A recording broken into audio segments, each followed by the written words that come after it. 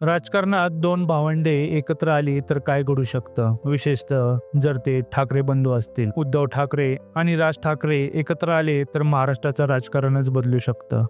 चला पाहूया एकत्र येण्याचे फायदे. दोघांचेही मराठी अस्मितेवर पकड आहे. एकत्र आले तर मराठी मातांची मोठी एकजूट होऊ शकते. शिवसेना आणि मनसे दोन्ही पक्ष भाजपाला विरोध करत आहेत.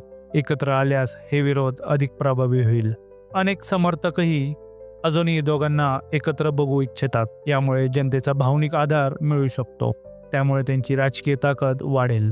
राज ठाकरे यांची वक्तृत्व शैली आणि उद्धव ठाकरे यांचा संघटनात्मक अनुभव ही जोडणी जबरदस्त ठरू शकते.